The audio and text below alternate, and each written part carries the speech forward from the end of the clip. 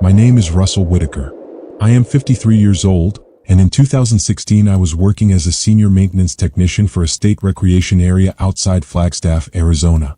The park sat at a higher elevation, surrounded by ponderosa pine forest and red rock ridges. It wasn't a national park, but it covered enough land that certain trails felt isolated, especially on weekdays. My job was practical and repetitive.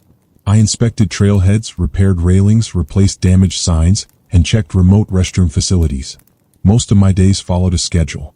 I would clock in at 6:30 a.m., load tools into a utility cart, and start with the outer trails before the heat picked up in the afternoon. One of the trails on my weekly rotation was called Canyon Rim Path. It was about 4 miles long, mostly flat, leading to a narrow overlook that faced a deep sandstone valley. The overlook had a waist-high wooden railing installed for safety.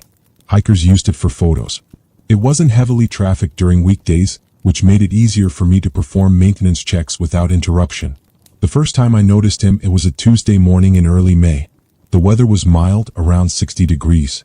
I had parked the utility cart about 100 yards from the overlook and walked the remaining stretch with a small toolkit. When I reached the final bend in the path, I saw a man standing at the railing. He appeared to be in his mid-40s.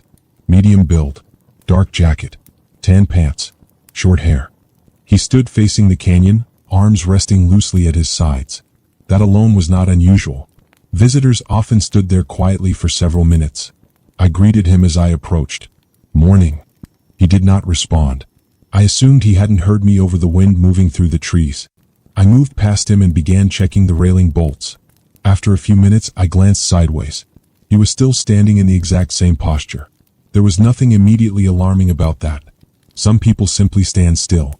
I finished my inspection and left without another attempt at conversation. The following Tuesday, I returned around the same time. He was there again. Same position. Same clothing as far as I could tell. Facing the canyon. Motionless. This time I stopped about 10 feet away and said, "Sir, just doing routine maintenance." He did not turn. He did not nod. He did not shift his weight. I walked closer, close enough to see his profile. His eyes were open, directed toward the canyon wall across the valley. His expression was neutral. Not distressed. Not relaxed. Just fixed. I completed my checks and left. On my third visit, I noticed something that unsettled me more than his silence. The ground around the overlook was made of fine dust mixed with pine needles. Footprints usually held shape clearly, especially in dry weather. I saw my own boot prints approaching the railing. I did not see any prints near where he stood. I told myself wind could have erased them. But the wind had not erased mine. I walked in a slow circle behind him, deliberately watching the ground. My boots left defined impressions.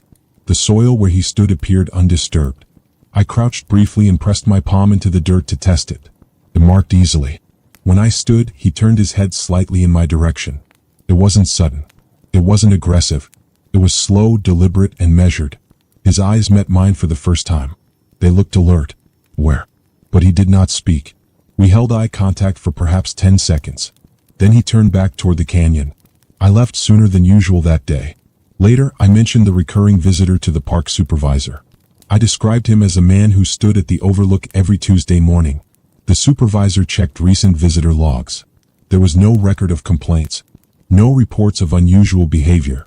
Over the next month, the pattern continued. Every Tuesday between 7 o'clock and 8 a.m., he was there.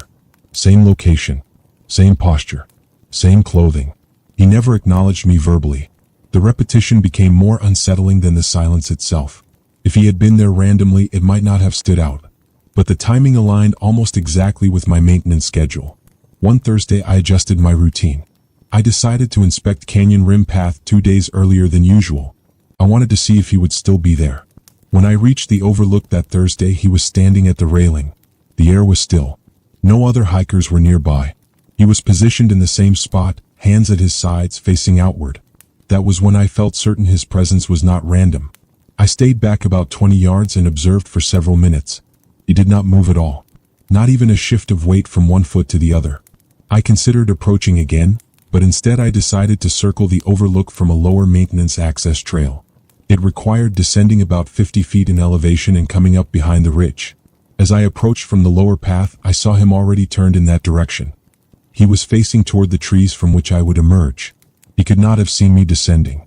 The canyon wall blocked that line of sight. Yet when I came into view, he was looking directly at me. Not at the canyon. Not at the railing. At me. I stopped walking. He did not move. The distance between us was roughly 30 yards. I could see his face clearly enough to recognize the same neutral expression. No anger. No smile. After about half a minute, I stepped backward and returned the way I came. The following week, something changed again. I arrived at the main trailhead earlier than usual, around 6:15 a.m. The parking lot was empty except for my utility cart. As I gathered tools, I noticed someone standing near the edge of the lot. It was him. He was positioned beside my cart, about 6 feet from the driver's side door. Not touching it, just standing there facing the vehicle. I slowed my pace but continued walking forward. When I was within 20 feet, he turned calmly and walked toward the tree line. His pace was steady, not hurried. I followed at a distance. He stepped between two large pines. I reached the same spot seconds later. There was no one there. The forest floor was layered with dry needles and dust. I looked for disturbed ground. There were none. No footprints leading away. The area beyond the trees was open enough that I would have seen him moving through it. I stood there longer than I should have.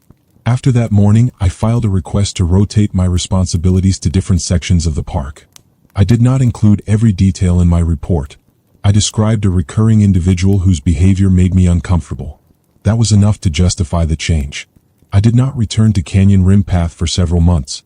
When I eventually hiked it on a personal visit, the overlook was empty. The railing bolts were intact. The ground looked ordinary. I examined the dirt carefully where he used to stand. It held footprints from other hikers. Nothing unusual. I never saw him again after transferring sections. But I still think about the timing. The way he appeared exactly when I adjusted my schedule. The way he faced me before I emerged from the lower trail. And the absence of any sign that he had been standing on that soil at all.